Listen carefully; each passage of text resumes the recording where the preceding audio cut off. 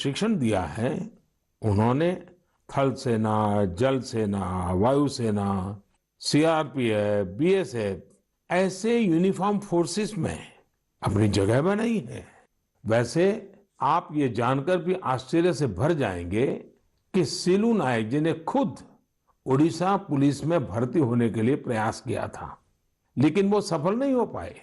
इसके बावजूद उन्होंने अपने प्रशिक्षण के दम पर अनेक युवाओं को राष्ट्र सेवा के योग्य बनाया है।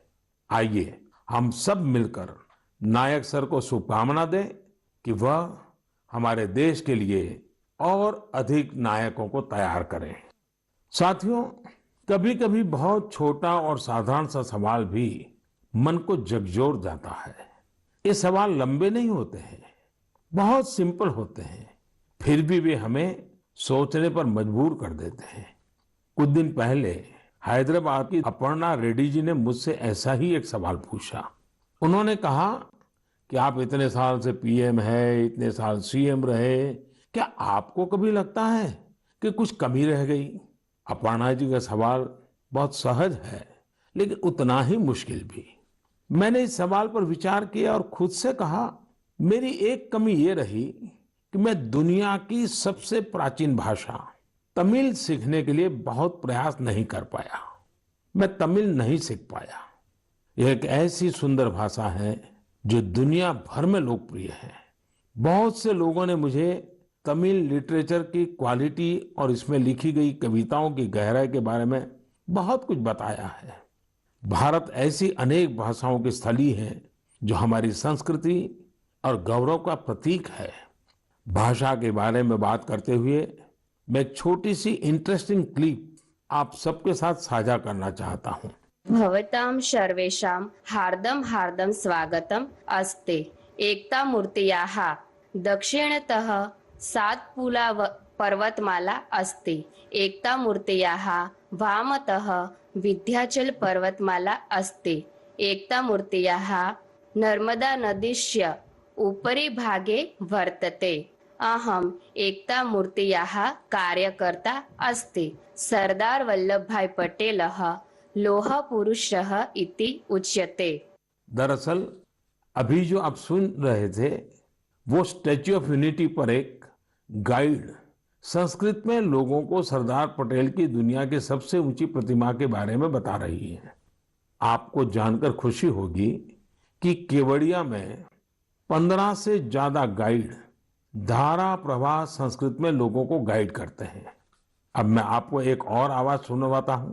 कर्णिकं प्रक्षेपकाय कान्हा ब्रह्मचारी कर्णिकं प्रक्षिप्तवान् तदा शास्त्रा संस्कृत महाविद्यालय से दलनायकः अखिलेश पांडेयः तीव्रगत्या कर्णफलकेन कर्णिकं ताडितं तदा आकाशमार्गेण उड्डयन् कर्णिकं सीमारेखातः बहिर्गतं ततः खड्गधावनं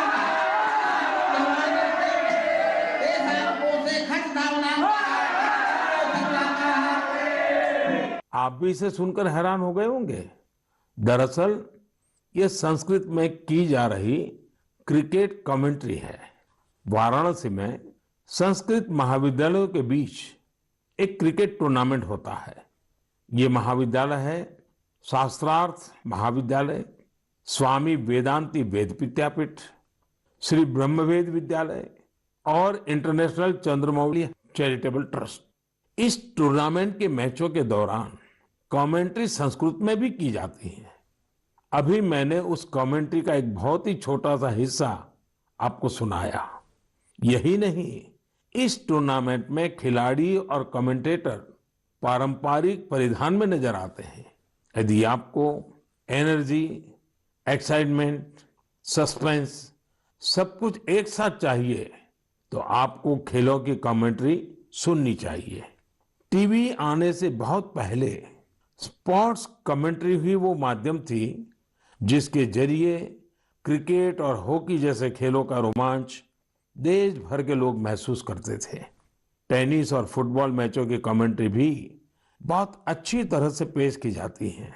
हमने देखा है कि जिन खेलों में कमेंट्री समृद्ध है उनका प्रचार प्रसार बहुत तेजी से होता है।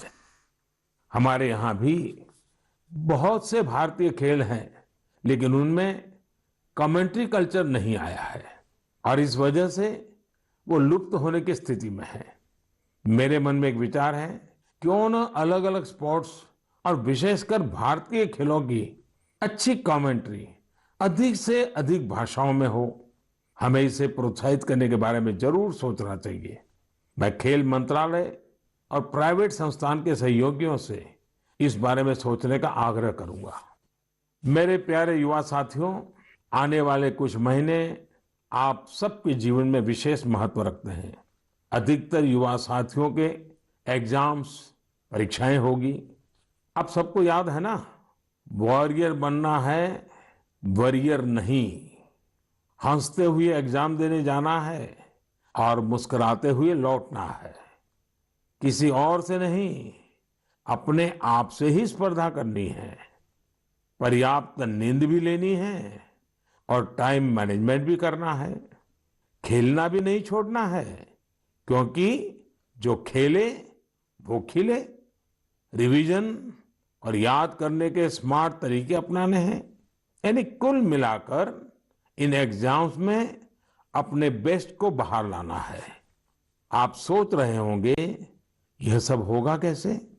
हम सब मिलकर यह करने वाले हैं। हर वर्ष की तरह इस वर्ष भी हम सब करेंगे परीक्षा पे चर्चा।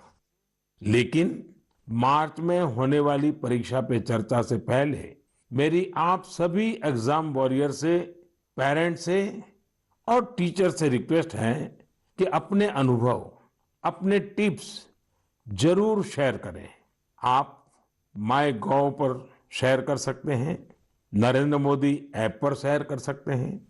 इस बार की परीक्षा पे चर्चा में युवाओं के साथ साथ पेरेंट्स और टीचर्स भी आमंत्रित है।